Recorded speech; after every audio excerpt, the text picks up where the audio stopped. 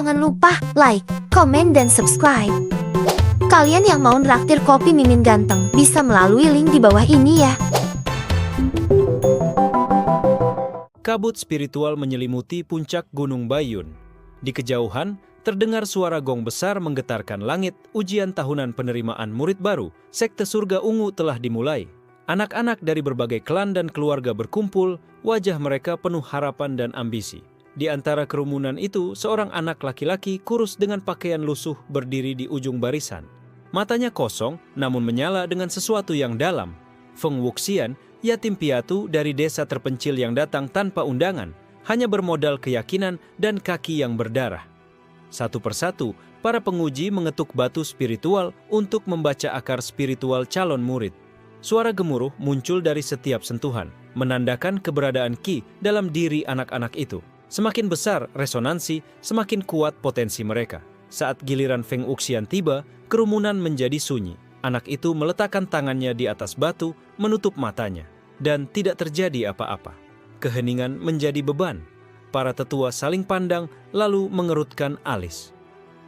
Tidak ada respon, tidak ada Qi, gumam salah satu dari mereka. Tawa mulai terdengar dari kerumunan. Dia bahkan tak punya akar spiritual. Untuk apa dia datang ke sini? Ujar seorang anak dengan pakaian mewah, Bai Zeming, pewaris klan Bai. Wuxian menggigit bibirnya, ia tak mengerti. Di desanya, dia memang aneh, tak pernah bisa merasakan aliran energi seperti orang lain, tapi ia percaya semua orang bisa menjadi kuat, asalkan berusaha cukup keras. Seorang tetua berjalan menghampirinya. Nah, dunia ini bukan untukmu. Tanpa Qi, kamu tak akan bisa menapaki jalan kultivasi. Kembalilah. Feng Wuxian tidak menjawab. Ia menunduk, lalu melangkah pergi perlahan. Tapi, di balik sorot matanya yang gelap, ada api kecil yang tidak padam. Di balik kerumunan, seorang gadis bergaun salju menatap kepergian Wuxian. Xue Lianer. Ia menggenggam jari-jarinya erat, wajahnya penuh dilema, seolah mengenali perasaan itu, kesepian, pengasingan. Malam tiba. Di luar gerbang sekte, Wuxian duduk sendirian, menatap langit yang kelam. Di tangannya hanya roti kering dan sehelai jubah tipis. Kenapa? Kenapa aku tak punya Qi? Bisiknya pada bintang-bintang. Apa aku memang ditolak oleh langit? Langit tidak menjawab. Tapi bumi bergemuruh. Retakan kecil muncul di bawah duduknya. Dari celah itu, semburat cahaya hitam keunguan menyembur perlahan. Tak terlihat oleh mata biasa.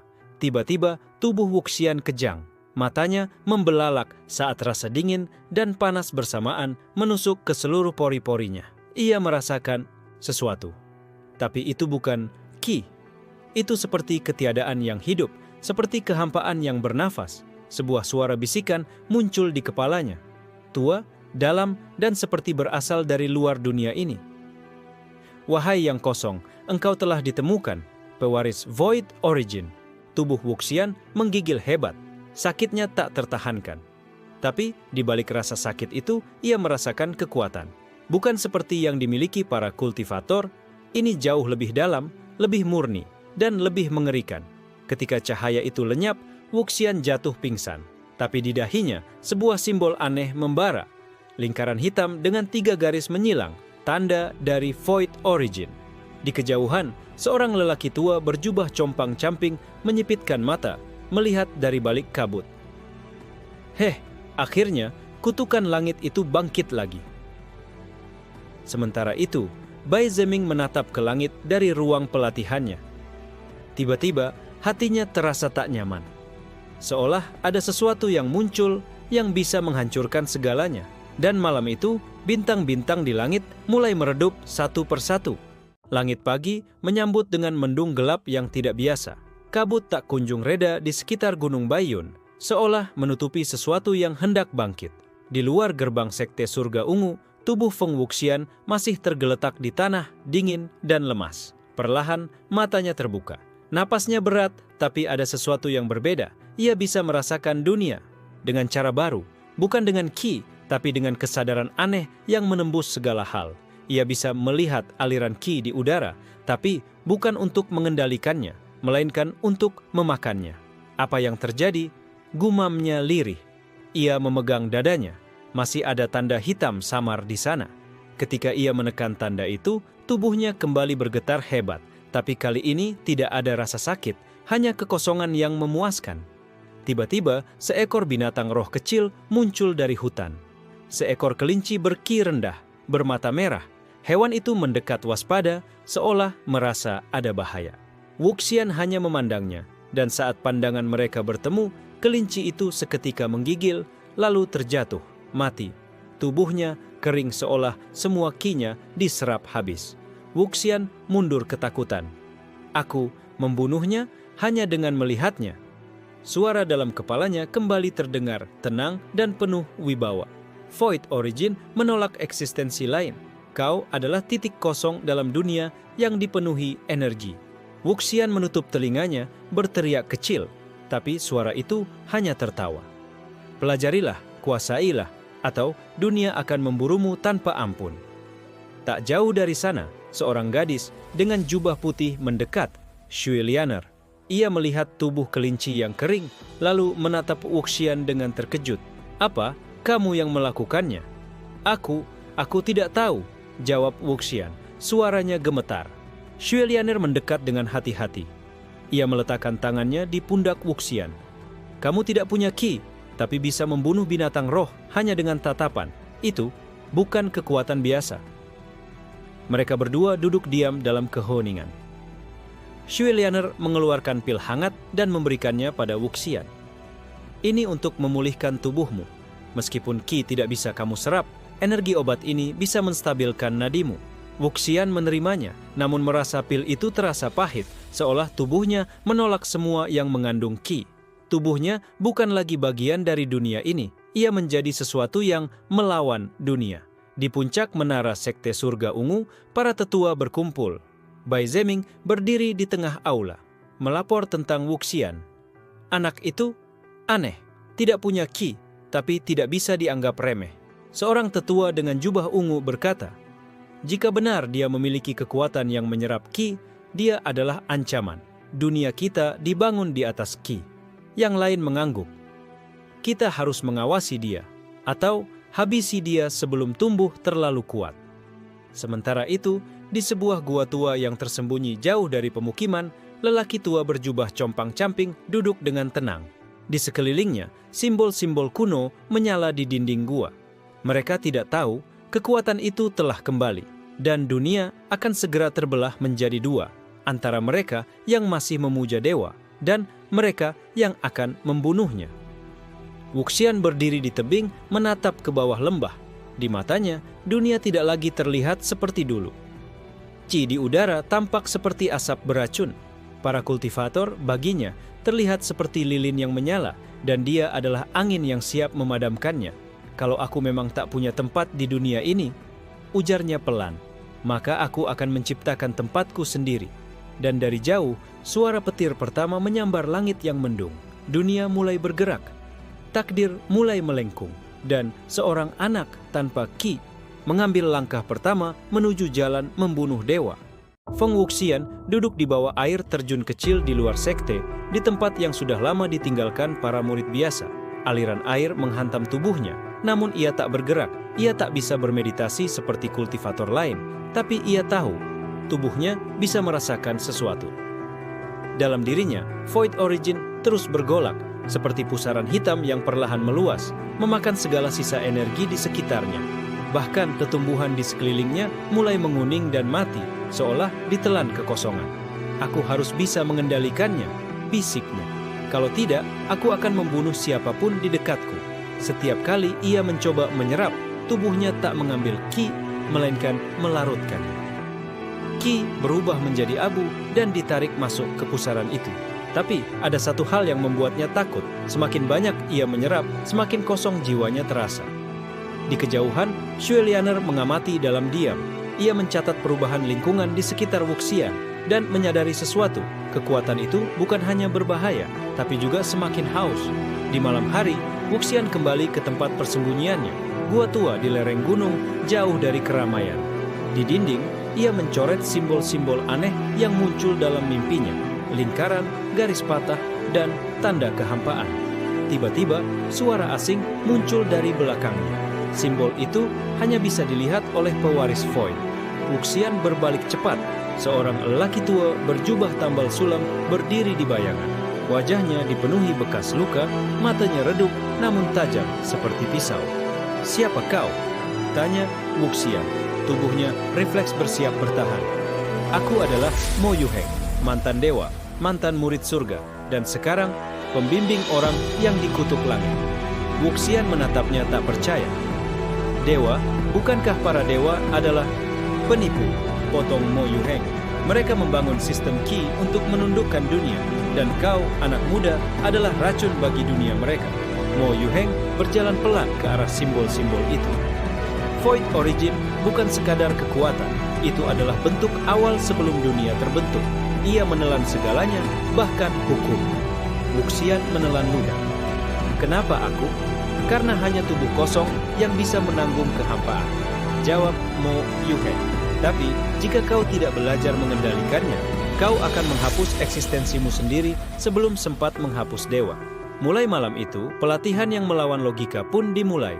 Mo Yuheng mengajarkan teknik yang tak tertulis dalam gulungan manapun, menolak Qi, membalik aliran dunia, dan menyatu dengan kehampaan. Tubuh Wuxian terluka, hancur, dan dibentuk kembali setiap malam. Darahnya menghitam, suaranya hilang, bahkan jiwanya sempat tercerai. Namun ia bertahan, karena ia tahu ini satu-satunya jalan agar ia tak hanya bertahan, tapi menang. Sementara itu, di aula utama Sekte Surga Ungu, Bai Zeming menghadap para tetua. Feng Wuxian tidak bisa dibiarkan hidup. Kekuatannya mencemari keseimbangan Qi. Dia musuh Dao. Tetua utama mengangguk. "Kami akan kirimkan 3 penjaga langit. Jika dia menolak kembali ke dunia biasa, kita hapus dia dari dunia ini." Kegelapan mulai menebal. Langit tetap diam. Tapi di dalam kehampaan, kekuatan baru mulai bangkit. Sebuah kekuatan yang tidak butuh Qi, tidak butuh izin dari langit, dan tidak takut pada para dewa.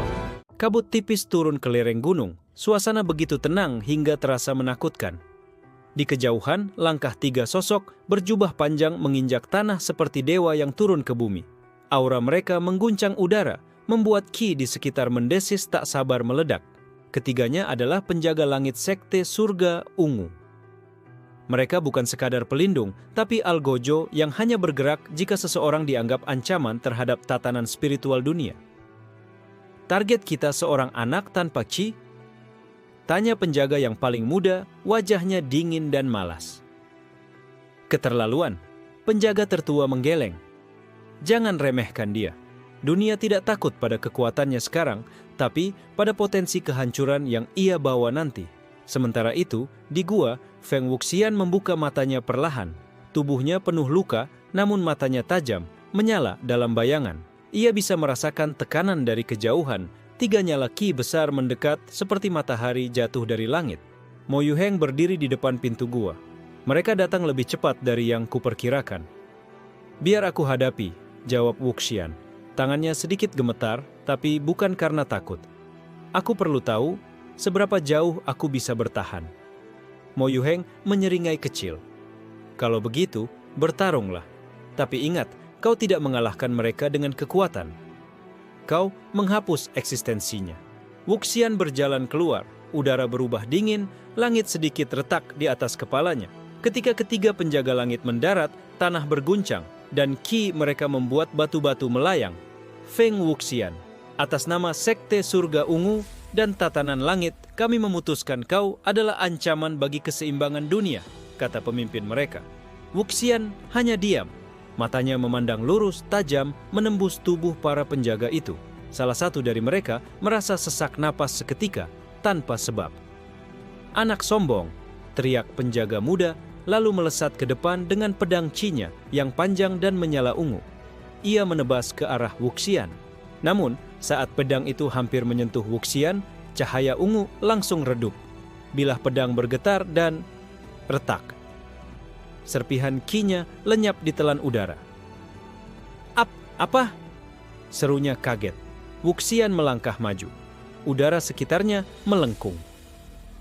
Para penjaga merasakan sesuatu yang jauh lebih menakutkan dari kekuatan biasa, seolah dunia menolak eksistensi mereka di dekat anak itu. Penjaga tertua berteriak, bentuk formasi. Jangan beri dia celah untuk mengaktifkan void-nya. Ketiganya membuat lingkaran. Simbol surgawi muncul di tanah. Tapi sebelum teknik itu selesai, tanah di bawah mereka menghitam. Dan lubang kehampaan muncul, menyedot energi spiritual formasi mereka seperti air kotor disedot ke lubang got. Wuxian mengangkat tangannya pelan. Ia tidak mengeluarkan apapun, tapi udara di sekitarnya menjerit. 3 penjaga itu terpental mundur. Bukan karena tenaga, tapi karena tubuh mereka tak bisa bertahan di zona 0 milik Wuxian. Aku tak punya ki, ucapnya pelan. Tapi kalian hanya hidup karena ki. Dengan 1 langkah ke depan, penjaga termuda berteriak keras. Tubuhnya mulai mengering, matanya kosong, dan dalam hitungan detik, ia menjadi debu di udara. Penjaga lain gemetar. Mereka mencoba kabur, tapi udara di sekeliling mereka telah mati. Tak ada aliran, tak ada suara, hanya kehampaan. Dan saat itu, langit seolah berteriak. Petir menyambar lembah, bukan karena pertarungan, tapi karena langit menyadari sesuatu. Seorang anak yang seharusnya tak bisa menjadi apapun, kini bisa menghapus eksistensi para penjaga surganya. Lembah yang sebelumnya sepi kini diliputi keheningan yang mencekam. 3 penjaga langit telah dikalahkan, atau lebih tepatnya dihapus. Tak ada tubuh, tak ada sisa ki, hanya kekosongan di tempat mereka pernah berdiri. Feng Wuxian berdiri di tengah kehancuran itu. Nafasnya berat, bukan karena kelelahan, tapi karena kesadaran baru. Ia kini tak lagi bisa kembali menjadi biasa. Dunia telah menyaksikan kekuatannya dan pasti akan bereaksi. Mo Yuheng berjalan menghampirinya. Itu adalah langkah pertama. Sekarang, langit akan benar-benar membuka matanya terhadapmu. Wuxian menatap tangannya sendiri. Aku tak ingin membunuh, tapi tubuh ini hanya bisa menghancurkan. Mo Yuheng menepuk pundaknya. Dunia telah membunuhmu lebih dulu. Kau hanya membalas. Sementara itu, jauh di atas langit mortal, di alam dewa menara surga, lonceng besar berdentang. Para dewa membuka mata mereka. Rasa terganggu menyelimuti dimensi surgawi. Void Origin telah bangkit, ucap dewa petir, matanya menyala seperti langit badai. Dan para penjaga kita telah dilenyapkan. Dewa langit utama duduk di singgasananya yang terbuat dari kristal bintang, membuka satu gulungan tua. Di dalamnya tertulis legenda larangan kuno. Jika kehampaan hidup, surga akan retak. Kita harus kirim utusan, kata Dewa Api. Bukan untuk membunuh, tapi untuk memutuskan. Apakah dia bisa dikendalikan? Sementara itu, di dunia bawah, sekte surga ungu dalam kekacauan. Para murid berlarian, para tetua berdebat. Bai Zeming duduk diam di ruang pelatihan pribadinya, tinjunya mengepal kuat. Feng Wuxian, kau bahkan tak layak dilahirkan, tapi sekarang kau membuatku terlihat kecil. Salah satu tetua menghampiri Bai Zeming. Kami akan mengirim undangan pada sekte-sekte besar lainnya. Dunia kultivasi harus bersatu melawan musuh bersama. Di sisi lain, Xue Lianer termenung di balkon, menatap arah pegunungan tempat Wuxian menghilang.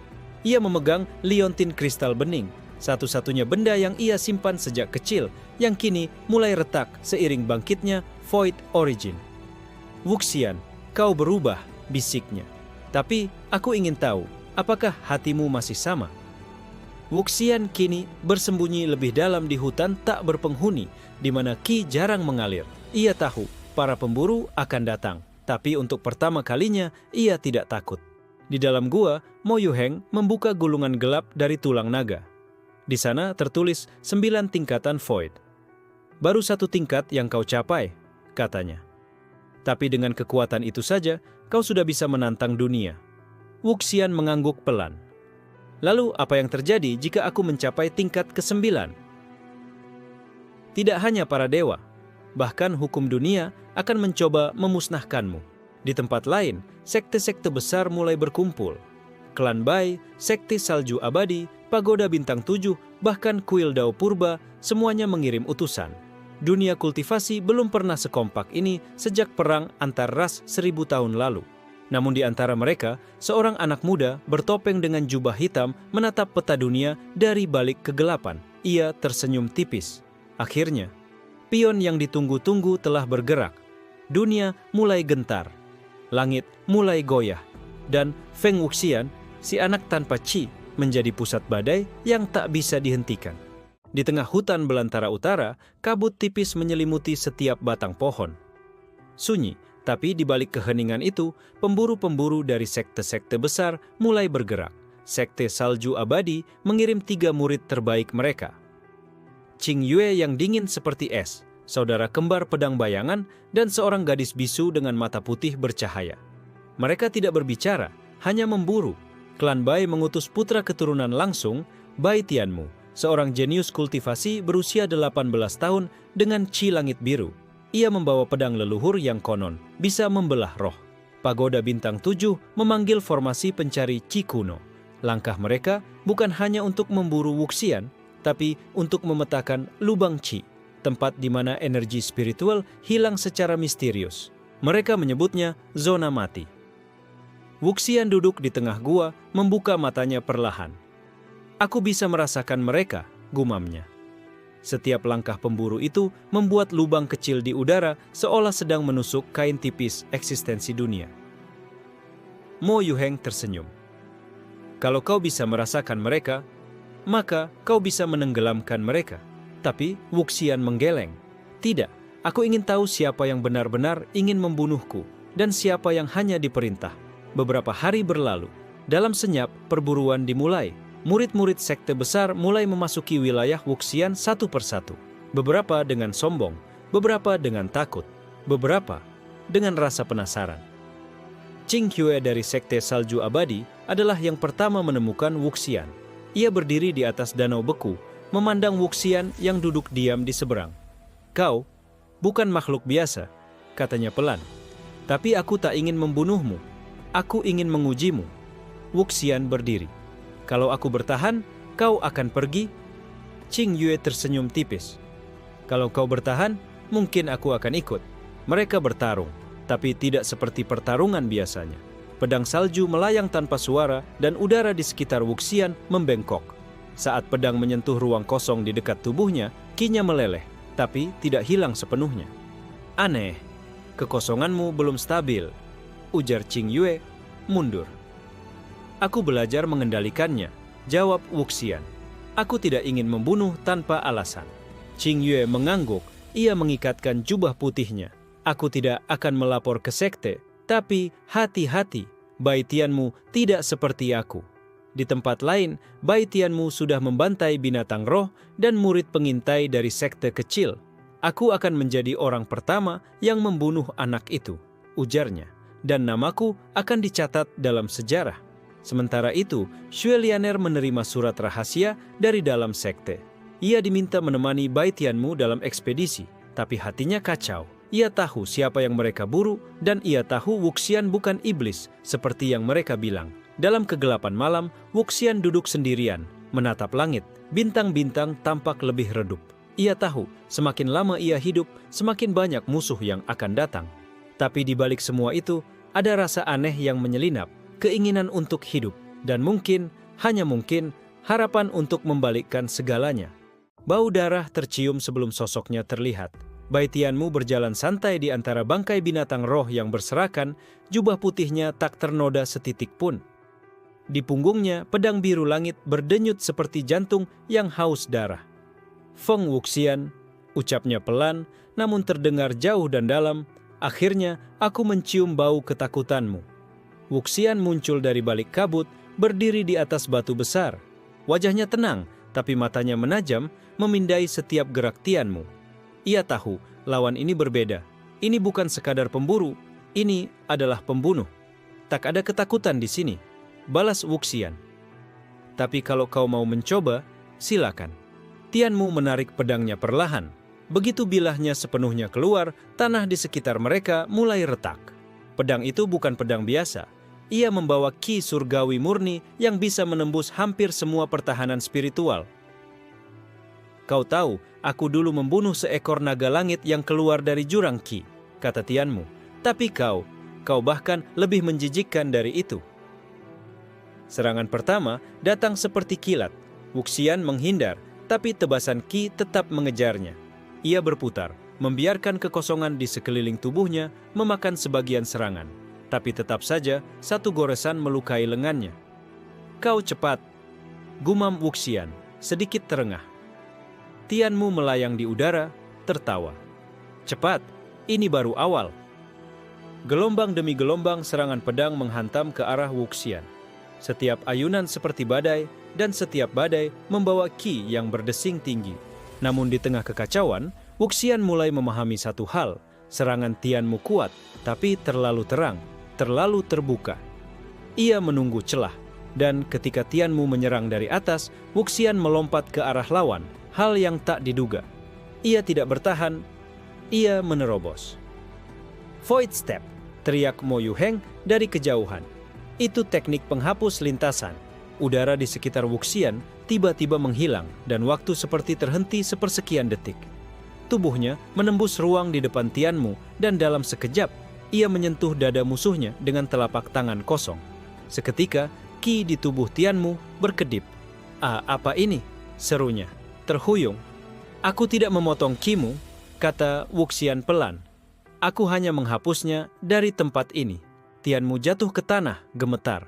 Ia mencoba berdiri, tapi kekuatannya tak muncul. Untuk pertama kalinya, sang jenius tak bisa mengakses ki-nya, seolah ia menjadi manusia biasa. Wuxian tidak membunuhnya. Ia hanya menatap lalu berbalik. "Aku tidak memburu orang, tapi aku tidak akan lari." Tianmu berteriak frustrasi. "Kau pikir ini sudah selesai? Dunia tidak akan berhenti karena satu kemenanganmu." Wuxian berjalan perlahan. Suaranya terdengar samar di antara pepohonan. "Kalau dunia ingin memburuku, biarkan mereka datang satu persatu." Dari kejauhan, Xue Lianer melihat semuanya. Hatinya campur aduk. Ia melihat Tianmu yang selalu ia kagumi, dibungkam begitu saja. Tapi ia juga melihat Wuxian, bukan sebagai monster, melainkan sebagai manusia yang dipaksa bertarung. Langit mulai berwarna merah senja. Di balik cakrawala, siluet menara tinggi muncul. Kuil Dao Purba telah bergerak. Di atas puncak gunung tertinggi di wilayah tengah, berdiri sebuah kuil kuno dengan pilar batu yang menjulang ke langit. Kuil Dao Purba, tempat legenda-legenda terdalam tentang dunia spiritual disimpan dan dilupakan. Seorang pria tua duduk di ruang meditasi terdalam. Janggutnya panjang dan putih seperti salju, tapi matanya masih menyala seperti bara. Namanya adalah Dao Zeng Zun, penjaga catatan tertua kuil Dao Purba. Seorang murid muda berlutut di hadapannya. "Guru Agung, dia telah bangkit." Dao Zeng Zun membuka matanya perlahan. Void Origin. Ia berdiri, berjalan menuju dinding batu raksasa, di mana ukiran kuno menceritakan kisah yang hanya diketahui segelintir orang. Di sana, di balik debu dan retakan waktu, terukir sosok anak kecil tanpa cahaya di tubuhnya dikelilingi dewa-dewa yang jatuh. "Feng Wuxian bukan anomali," kata Dao Zeng Zun pelan. "Dia adalah pengulangan." "Pengulangan?" tanya murid itu, bingung. Dahulu kala, sebelum langit mengatur ki, ada satu makhluk yang tidak lahir dari energi, tapi dari kekosongan murni. Ia tidak bisa dikendalikan, tidak bisa ditaklukkan. Maka para dewa membuat aturan baru, ki. Wuxian, tanpa menyadarinya, adalah bagian dari sesuatu yang lebih besar. Ia bukan kutukan, ia adalah sisa dari zaman sebelum aturan langit diciptakan. Di tempat lain, Mo Yuheng memandang langit malam. Ia tahu bahwa semakin banyak sekte mengetahui kebenaran, semakin besar kemungkinan mereka akan panik. Karena Wuxian bukan hanya ancaman terhadap sekte, tapi terhadap hukum dunia itu sendiri. Sementara itu, Xue Lianer berdiri di tebing tinggi, menggenggam liontin kristalnya yang kini benar-benar pecah. Dari retakan terakhir muncul cahaya kecil, dan sebuah simbol kuno yang sama dengan yang tertulis di dinding kuil Dao Purba. "Ini bukan hanya milikku," gumamnya. "Ini milik dia juga." Lianer mulai menyadari bahwa dia mungkin terhubung dengan Wuxian jauh sebelum mereka lahir. Kembali ke kuil, Dao Zeng Zun memanggil seorang murid khusus, seorang wanita bertudung gelap bernama Ling Yao. Ia adalah penjaga rahasia Void, dididik sejak kecil untuk satu tujuan, membangunkan atau membunuh jika Void Origin muncul kembali. "Temukan Feng Wuxian," kata Dao Zeng Zun, "uji dia. Jika dia masih manusia, bantu dia. Jika dia telah menjadi kekosongan, kau tahu apa yang harus dilakukan." Ling Yao mengangguk, lalu menghilang dalam sekejap, meninggalkan kuil seperti bayangan yang meresap ke dalam malam. Sementara itu, Wuxian duduk di atas batu, mengamati bintang-bintang yang tak lagi terang seperti dulu. Ia tidak tahu bahwa semakin banyak orang kini bergerak mendekatinya. Bukan hanya untuk membunuh, tapi juga untuk menjawab pertanyaan yang lebih besar. Apa sebenarnya yang ia bawa ke dunia ini? Dan di balik semua pergerakan dunia, satu suara misterius terdengar samar dari dalam kesunyian void. Kau belum bangun sepenuhnya, Feng Wuxian. Malam sunyi di pegunungan tak bernama. Angin hanya berbisik pelan, seolah takut mengganggu sesuatu yang lebih tua dari waktu itu sendiri. Feng Wuxian duduk bersila di tepi jurang, memandangi lembah di bawah yang terselimuti kabut tebal. Ia tahu seseorang sedang mendekat, tapi tidak seperti para pemburu sebelumnya. Langkah ini tidak mengguncang tanah, tidak menggores udara. Langkah ini nyaris tidak ada. Dari balik kegelapan, sosok perempuan bertudung hitam muncul. Ia tidak membawa senjata, tidak memancarkan ki. Tapi Wuxian tahu, ini bukan karena ia lemah, justru karena dia terlalu berbahaya untuk terlihat kuat. Feng Wuxian, suara itu terdengar seperti bisikan di telinga, meskipun mulutnya nyaris tak bergerak. Aku bukan musuh, tapi aku datang membawa kebenaran yang bisa membunuhmu. Wuxian menoleh. Semua orang yang datang akhir-akhir ini membawa kebenaran, tapi tak satu pun dari mereka tahu siapa aku sebenarnya. Ling Yao tersenyum samar, lalu duduk di seberangnya. Itu karena kau adalah sesuatu yang tak seharusnya ada, tapi juga sesuatu yang tak bisa dihentikan.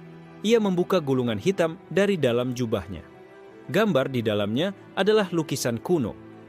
Sesosok anak kecil berdiri di tengah kehancuran, sementara para dewa menunduk di sekitarnya. Itu aku? Tanya Wuxian. Atau bisa jadi, itu versi terdahulu darimu, jawab Ling Yao.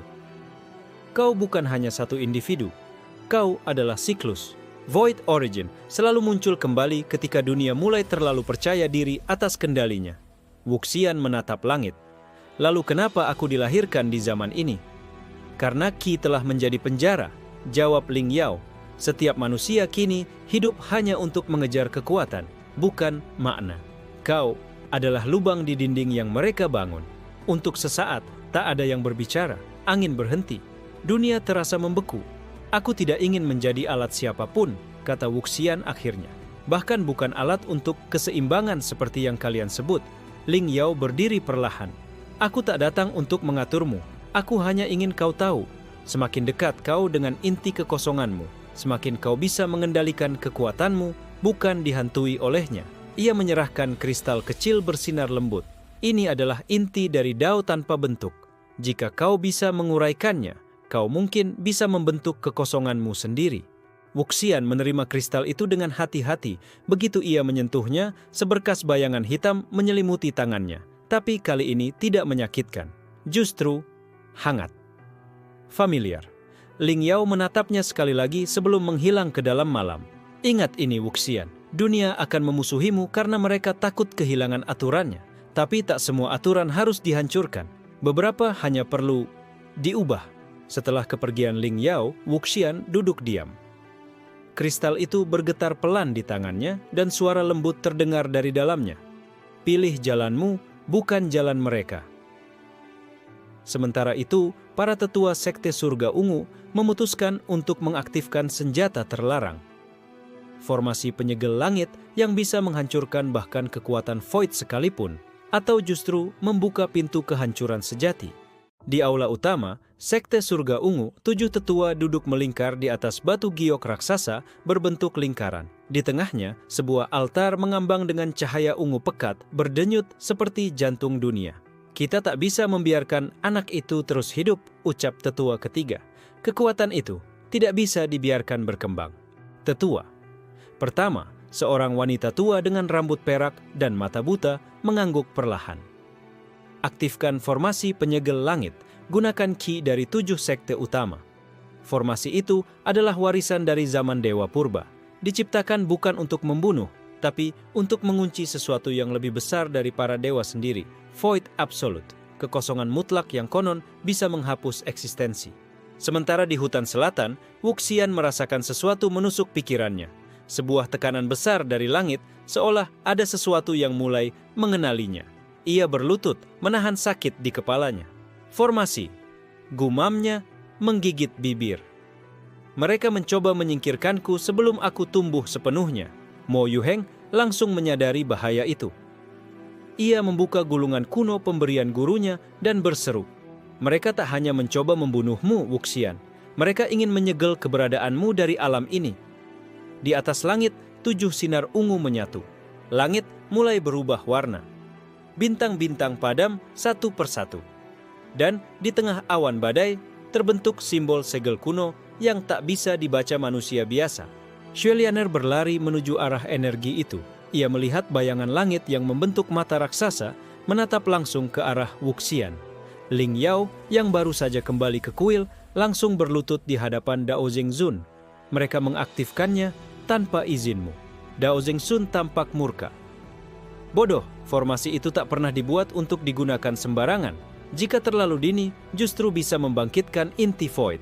Terlambat, segel mulai mengunci langit. Wuxian berdiri tertatih, tubuhnya mulai bergetar. Di sekelilingnya, tanah retak, pohon menghitam. Tapi wajahnya tidak menunjukkan rasa takut, hanya ketenangan yang aneh. Kalau mereka ingin menghapusku dari dunia, katanya pelan, aku akan jawab mereka dari luar dunia ini. Void di dalam dirinya terbuka perlahan. Tidak liar, tidak meledak, tapi terkendali. Gelombang kekosongan menyelimuti tubuhnya, membentuk jubah bayangan samar yang bergetar mengikuti denyut formasi langit. Dalam sekejap, formasi penyegel langit berhenti, seperti ragu.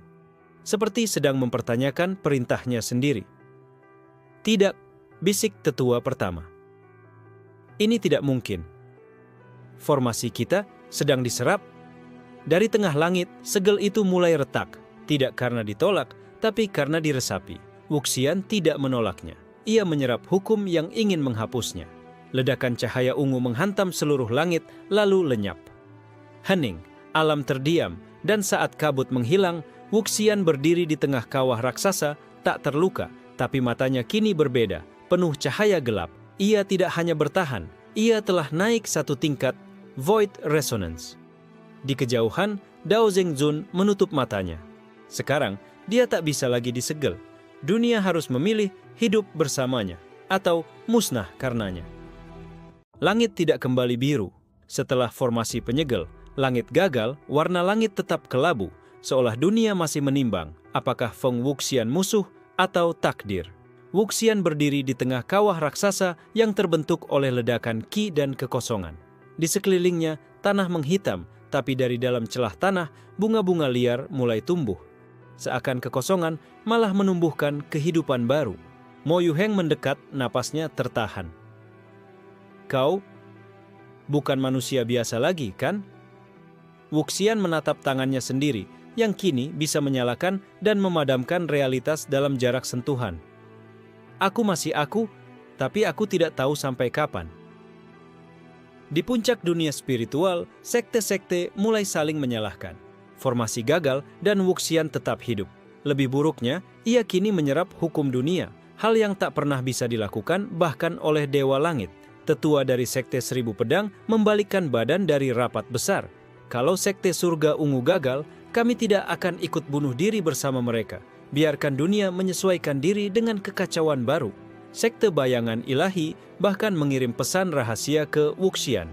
Kami tak akan melawanmu selama kau tak mengganggu alur spiritual kami. Ketika kekuatan berubah, kesetiaan pun mulai retak. Di suatu desa kecil, seorang anak kecil mendadak bisa berbicara dengan bayangannya sendiri. Dan bayangan itu memberinya kekuatan penyembuhan. Di tempat lain, seniman Dao tiba-tiba melihat mimpi-mimpi tentang ruang kosong dan menulis puisi yang membuat benda mati menangis. Resonansi void milik Wuxian mulai berdampak pada dunia. Ia tidak hanya mengubah dirinya, tapi realitas di sekitarnya ikut melentur. Ling Yao mengamati dari jauh, wajahnya penuh pertanyaan. Kalau ia terus seperti ini, dunia akan terbagi dua, antara mereka yang bisa menerima kekosongan dan mereka yang akan hancur karena menolaknya. Xuelianer akhirnya menemui Wuxian secara langsung. Di tangan kirinya, simbol di liontinnya kini menyala bersamaan dengan kristal Void Wuxian. Aku tak tahu kenapa, tapi hatiku bilang, kita terhubung lebih dari yang terlihat, bisiknya. Wuxian mengangguk. Mungkin kita berdua adalah hasil dari sesuatu yang lama hilang, atau yang sengaja disembunyikan. Tiba-tiba, tanah bergetar. Dari jauh, langit membelah dan muncul istana mengambang. Istana emas langit. Itu bukan sekte, itu pusat hukum dunia, tempat para celestial judges tinggal, dan suara keras menggema ke seluruh daratan. Feng Wuxian, kau telah menyentuh batas hukum dunia. Dalam 3 hari, hadirkan dirimu ke istana langit, atau seluruh daratan akan diseret ke pengadilan surgawi. Semua sekte mendengar, semua makhluk pun gemetar. Ini bukan lagi tentang sekte. Ini tentang keberlangsungan dunia yang selama ini diatur Qi dan langit. Wuxian memandang ke langit yang terbuka. Kalau mereka ingin pengadilan, maka aku akan datang, tapi aku juga akan membawa saksi. Dunia yang tak lagi ingin dipaksa tunduk. 3 hari berlalu, langit tetap terbuka, memperlihatkan celah menuju istana emas langit, tempat di mana hukum dunia diputuskan dan jiwa para dewa diadili. Feng Wuxian melangkah tanpa ragu. Di belakangnya, Mo Yuheng, Xuelianer, dan Ling Yao mengikutinya. Mereka tahu, ini bukan pertarungan. Ini adalah pertanyaan besar. Siapa yang layak menentukan benar dan salah? Tangga langit terbentang ribuan langkah. Tapi setiap pijakan Wuxian seperti menyayat dimensi. Bayangannya terbelah 2, separuh dalam terang, separuh dalam void. Di gerbang istana, 2 makhluk raksasa bermata banyak menghadang. Tapi keduanya hanya menunduk saat Wuxian lewat. Bukan karena tunduk pada kekuatan, tapi pada takdir yang mereka lihat dalam dirinya. Ruang sidang surgawi luas tak terbayangkan. Kursi para hakim surgawi melayang di atas platform giok bercahaya. Di tengah, singgasana kosong, tahta langit, tempat tak satu pun berani duduk selama ribuan tahun. Salah satu hakim berdiri. Sosoknya tinggi, bersayap emas, dengan mata yang menyala seperti mentari. Feng Wuxian, kau dipanggil karena telah mengganggu tatanan Qi, menyerap hukum dan mengacaukan keseimbangan dunia. Wuxian tak gentar. Atau mungkin, aku hanya membuka mata dunia terhadap penjara yang kalian buat. Sidang dimulai. Para hakim memutar ulang momen-momen dalam hidup Wuxian. Dari kelahirannya yang tanpa Qi hingga penguasaan Void Resonance. Tapi yang menarik, tidak satu pun dari mereka bisa membaca masa lalunya sebelum umur 5 tahun. Apa kalian juga tidak tahu dari mana aku berasal? Tanya Wuxian tajam. Keheningan menjawab. Mo Yuheng melangkah ke depan. Jika kalian ingin mengadilinya, bukalah juga catatan Void Origin sebelumnya. Tunjukkan bahwa ini bukan pertama kalinya kekosongan muncul. Para hakim saling pandang. Akhirnya, mereka membuka ruang penyimpanan rahasia, cermin waktu asli, artefak yang merekam sejarah bahkan sebelum Qi lahir. Apa yang muncul di cermin membuat semua terdiam. Dunia tanpa Qi.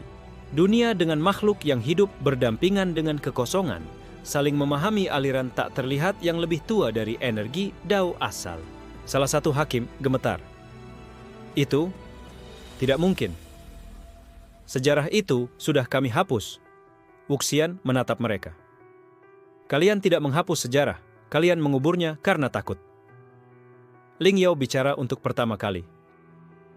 Qi bukan anugerah. Qi adalah penjara yang kalian buat untuk menundukkan potensi manusia agar selalu bergantung pada langit. Xuelianer menunjukkan liontin kristalnya. Ia menempatkannya di tengah ruang sidang. Cahaya yang muncul membuat semua makhluk melihat bayangan asal. Bayangan para dewa tua yang telah disegel karena menolak hukum Qi. Aku bukan musuh dunia, kata Wuxian. Aku adalah suara dari dunia yang kalian bungkam. Tahta langit tiba-tiba menyala. Cahaya itu menyelimuti Wuxian, mengangkatnya ke udara, tapi bukan untuk menghapusnya, justru untuk mengujinya. Sebuah suara dari dalam takhta terdengar. Jika kau bukan ciptaan hukum, maka bentuklah hukummu sendiri. Tunjukkan dunia seperti apa yang ingin kau bangun. Dan dengan itu, seluruh sidang surgawi berhenti. Karena untuk pertama kalinya, dalam ribuan tahun, langit tak lagi menjatuhkan vonis. Setelah sidang surgawi berakhir tanpa vonis, kabar itu menyebar seperti badai ke seluruh penjuru dunia. Feng Wuxian, manusia tanpa qi, yang melawan langit, yang menyerap hukum, telah dibebaskan. Tapi bukan hanya itu. Dunia kini tahu bahwa qi bukan satu-satunya jalan. Kekosongan atau void bukan kehampaan, melainkan fondasi asli sebelum langit membentuk tatanannya. Sekte-sekte mulai goyah.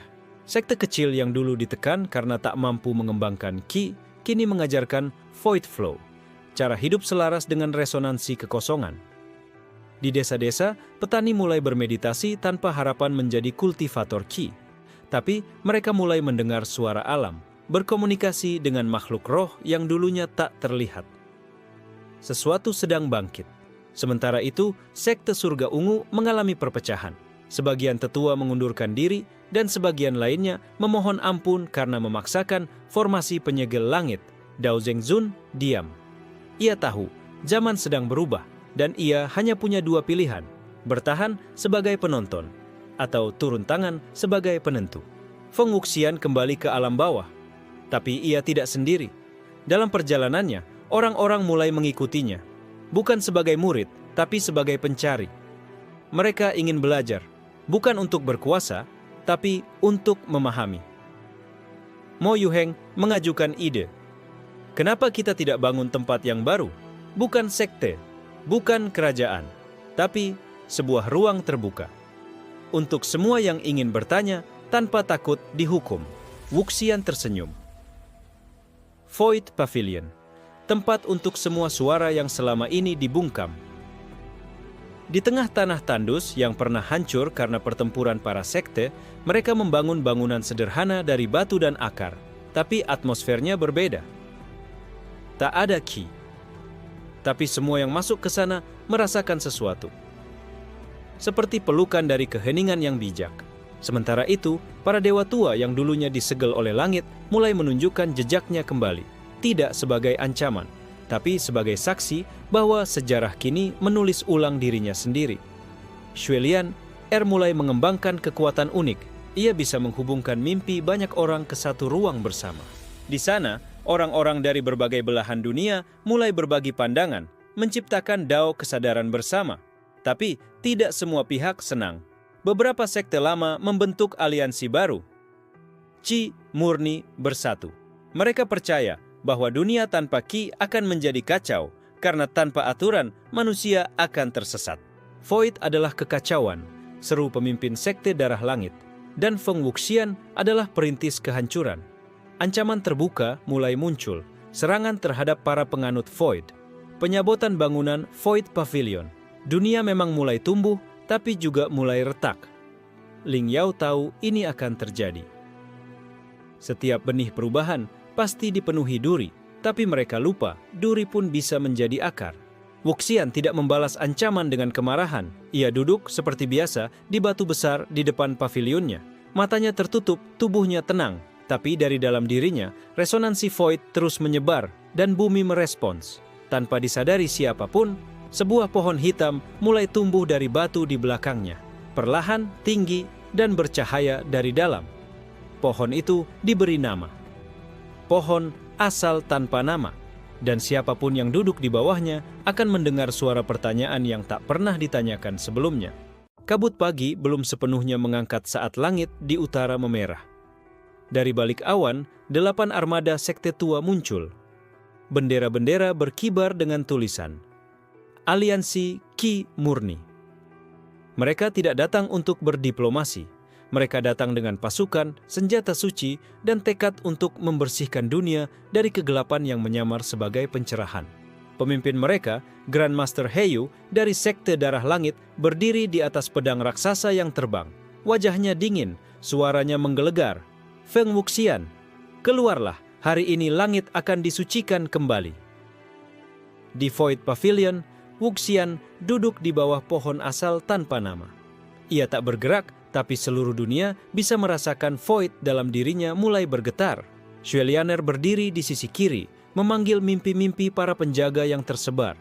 Mo Yuheng menggambar simbol di tanah, mempersiapkan resonansi pertahanan. Ling Yao menggenggam pedang hitam tipis miliknya. senjata yang telah dirasuki energi Void. Tapi bahkan ia tahu, ini bukan tentang menang atau kalah, ini tentang bertahan untuk masa depan. Di perbatasan pavilion, warga biasa berdiri. Petani, seniman, mantan kultivator yang membuang Qi-nya sendiri. Mereka bukan pejuang, tapi mereka tak lari. Karena di tempat ini, mereka merasa berarti. Aliansi Qi murni menyerang lebih dulu. 8 jurus gabungan menghantam perisai Void yang dibangun Mo Yuheng. Tanah retak, udara meledak. Tapi tak ada rasa takut di mata pasukan Wuxian. Wuxian akhirnya berdiri. Kalian ingin menyucikan dunia? Suaranya tenang. Tapi justru tangan kalianlah yang menodainya. Ia mengangkat tangannya. Void tidak meledak, tapi menyelimuti. Jurus para tetua tiba-tiba melambat. Teknik Qi menjadi goyah.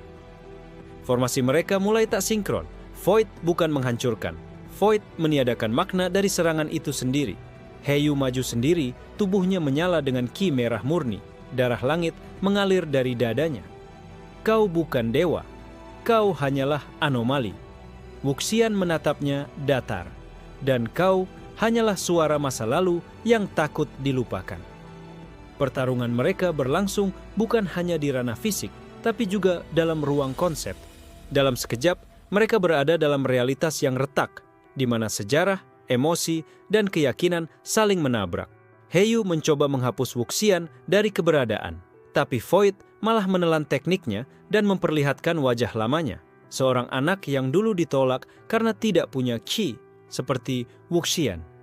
Aku hanya ingin dianggap, bisik Heyu dalam ruang konsep itu. Wuxian menepuk pundaknya. Kita semua pernah jadi anak seperti itu, tapi yang membedakan adalah jalan yang kita pilih setelahnya. Di dunia nyata, tubuh Heyu jatuh.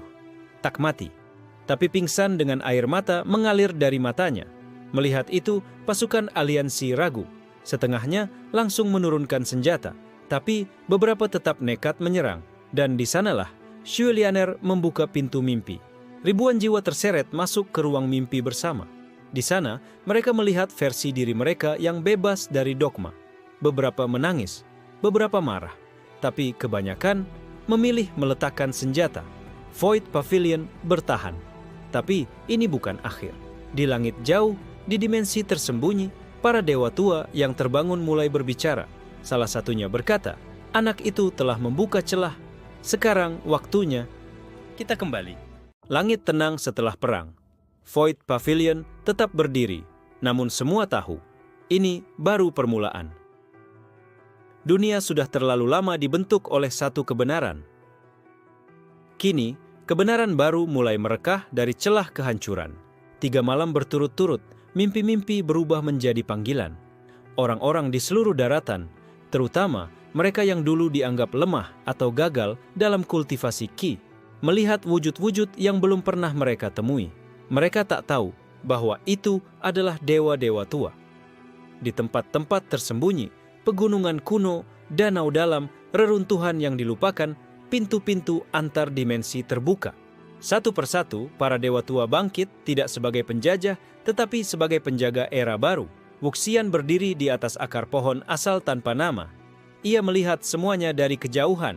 Tubuhnya kini bukan lagi milik manusia biasa. Void dalam dirinya menyatu sempurna. Ia menjadi ruang itu sendiri. Mo Yuheng mendekat, wajahnya serius. Kita tidak bisa hanya bertahan. Dunia membutuhkan arah. Mereka butuh lebih dari tempat netral. Mereka butuh tatanan baru. Ling Yao menambahkan, dan para dewa tua tidak semuanya damai. Beberapa haus akan dunia yang dulu hilang. Xue Lianer menunjukkan ruang mimpinya yang mulai kacau. Mimpi-mimpi mereka mulai bersilangan. Realitas bisa retak kalau ini tidak ditata. Wuxian mengangguk. Maka kita bentuk sesuatu yang baru. Bukan sekte, bukan kerajaan, bukan langit, tapi jembatan. Void Pavilion pun berubah. Di atas fondasi lama, mereka membangun menara.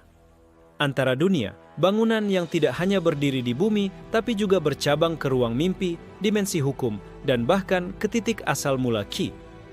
Orang-orang dari semua jalan hidup datang. Para mantan tetua sekte, seniman jalanan, anak-anak yatim, bahkan roh-roh lama yang ingin belajar ulang makna keberadaan. Sementara itu, para dewa tua berkumpul. Mereka menatap ke arah Wuxian. Salah satu dari mereka, seorang wanita bermata bintang, bertanya, "Kau akan memimpin dunia?" Wuxian menggeleng. "Tidak, aku hanya akan menunjukkan bahwa dunia bisa memilih tanpa dipaksa." Sang dewi tua tersenyum. "Kalau begitu, kita tidak akan menghalangi, tapi akan menguji. Karena dunia tanpa tantangan akan berhenti tumbuh. Maka dimulailah era baru, era pemilihan jalan, di mana setiap makhluk, manusia, roh, atau dewa boleh memilih jalannya sendiri.